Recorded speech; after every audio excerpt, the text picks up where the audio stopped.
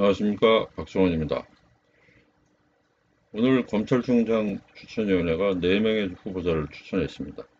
이 중에서 한 명을 법무부 장관이 대통령께서 제청하면 임명 절차를 밟게 됩니다. 많은 사람들은 예상했고, 법무부 장관이나 일부 사람들, 그분들은 이성윤 서울중앙지검장이 될 거라고 생각했는지 모르겠지만, 아쉽게도 빠졌습니다. 임문정 검사, 그런 사람들이 거론될 때는 저는 웃었죠. 국민 보기를 뭘로 하느냐, 이런 생각을 했습니다. 그들은 검사로서의 자격도 사실은 부족한 사람이라고 저는 생각합니다. 잠깐 뉴스 보시면요.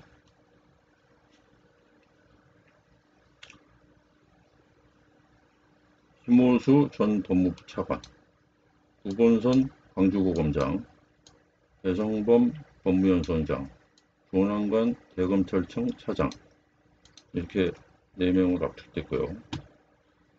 이와 관련해서 추천위원회의 당연직 위원인 대한변호사협회 회장이 이런 말을 했네요.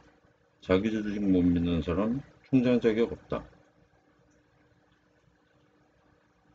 또 정치 편향성이 높은 분도 마찬가지로 어울리지 않는다. 이런 말을 했습니다.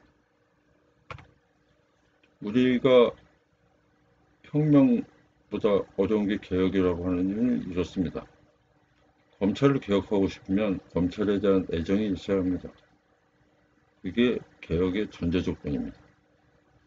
검찰을 죄악시하거나 검찰을 대상으로 보고 외부로서의 존재로서 다가서면 그것은 굉장히 어렵다기보다 불가능에 가깝다고 생각하는 게 아마 일반적일 겁니다.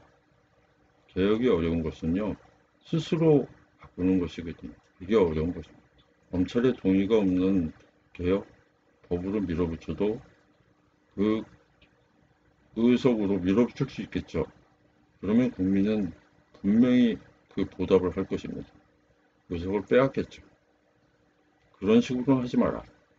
저는 그렇게 이 지난 재보선 결과나 이런 것들이 그것을 말해주고 있다고 생각합니다.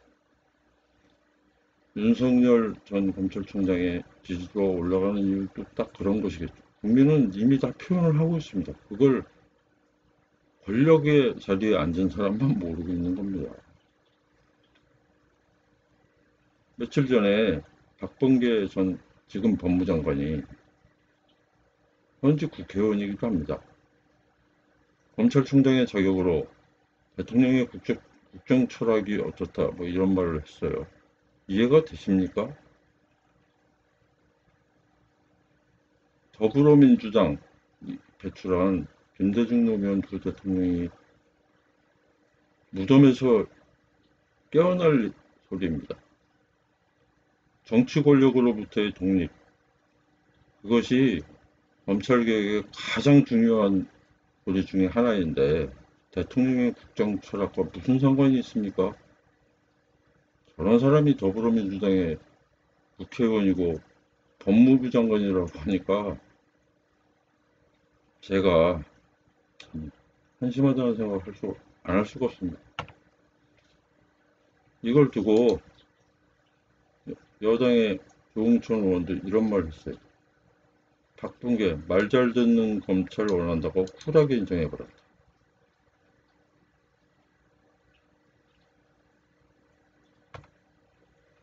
그나마 민주당에 아직 정신 잘 챙기고 있는 의원이 있다는 게 다행이라고 생각합니다.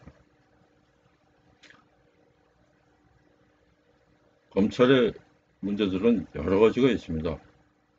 원시처리식 수사, 별건 수사, 인맥과 돈과 이런 것들이 섞여서 오히려 기소를 안 하거나 기소를 부실하게 하거나 구형을 약하게 하거나 수많은 문제들이 있죠. 그 권력이 분명합니다. 제어하려고 공수처라는 것도 만들었지만 공직 전반에 대한 수사권을 주고 기소권까지, 이제 기소권은 경찰, 검찰 이런 쪽에 대해만 기소를 합니다만, 그런 것들로 줬을 때 제가 한 말이 있습니다. 구성하기 어려울 것이다. 왜 그럴까요? 일단 우리 사법체계 법조 3륜이라고 하는 판사, 검사, 변호사는 사실상의 동일체입니다. 이게 우리 사회의 굉장한 모순이거든요. 그러니까 이들은 스스로 자기가 기득권입니다. 근데 공수처가 이상한 조직인 거예요. 자기들의 기득권을 해치는 조직이에요. 그러면 기득권에 속한 사람이라고 생각을 해보십시오. 그 조직에 몸을 담는 순간, 공수처에 가는 순간 기득권들로부터 배타당하지 않겠습니까? 자명한 이치입니다. 그 이치를 깨닫고 그들이 동의하는 선에서 개혁도 이루어져야 되고, 그것이 아니면 국민적 여론이 들불처럼 일어나야 가능한 게 개혁입니다. 그러니까 현실을 제대로 파악하고 어떻게 하면 그 사람들의 동의를 얻을 수 있는 최저한인지, 그리고 그 선을 넘어서려면 국민적 동의가 무엇이 필요한지. 저는 오래전부터요, 사법개혁안을 굉장히 주장했는데요. 지방법원장, 지방검사장 정도는 선출로 뽑아야 되겠다. A 지역과 B 지역의 검사장이 다르고, 그 사람이 자신이 다시 재선되기 위해서는 지역 주민들에게 어떤 평가를 받아야 되는지 눈치를 보는 권력이 돼야 된다는 것입니다. 그렇지 않습니까? 검사 동일체, 검찰총장 밑으로 동일체라뇨. 저는 이해가 안 갑니다. 우리 젊은 검사들, 생각이 바른 검사들이 위로부터의 어떤 압력으로부터 자유롭고 자신이 생각하는 정의를 구현하게 노력할 수 있도록 힘을 보태줘야 하는 것이죠. 그게 진정한 사법개혁입니다. 판사가 법대에 앉아서 누구의 그 어떤 압력에도 굴하지 않고 옳다고 생각하는 것을 공개된 법정에서 판단할 수 있도록 도와주는 게 사법개혁입니다. 그 사법개혁 전반이 이루어져야 검찰의 개혁도 이루어지는 것인데, 마치 검찰을 범죄 집단화, 2천 몇백 명이 다 범죄자라고 규정해놓고 개혁을 하겠다고 하면 저항한다는 건 당연한 거 아닐까요? 어떻게 사람이 하는 게 정치인데 사람을 이렇게 악마화, 이렇게 대상화하면서 개혁할 수 있다고 생각하는지, 저는 그러니까 더불어민주당에 민주주의가 없다는 말이 나오는 거 아닐까, 이렇게 생각합니다. 실로 더불어민주당이 배출한 두 분의 대통령, 김대중, 노무현 두 사람이 무덤에서 일어날 일입니다. 이건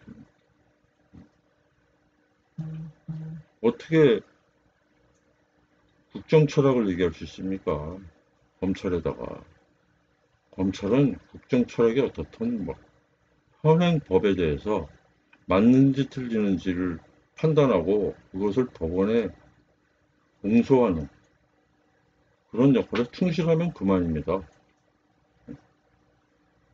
이성윤 같은 사람, 이문정 같은 사람이 어떻게 올바른 경찰이라고 생각할 수 있습니까? 더불어민주당의 수많은 당원들도 절대 그렇게 생각하지 않을 거라고 내가 장담합니다. 국민을 우습게 보시면 국민이 그 보답을 치러줄 겁니다. 그게 지난 재보선의 결과이고요. 내년에 지방선거, 대선이 한꺼번에 치러지는데요. 그 대가를 치러야 될 겁니다. 대가를 치르기 싫으면 사람들부터 정리해야 됩니다. 말도 안 되는 소리를 내뱉은 사람들, 내로남불, 위선의 모습을 보여준, 행동으로 보여준, 실제로 보여준 그런 정치인들 속아내야 합니다. 사람이 하는 게 정치이기 때문이죠.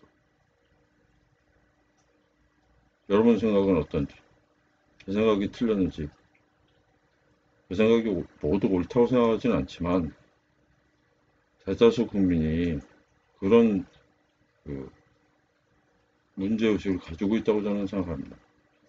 감사합니다.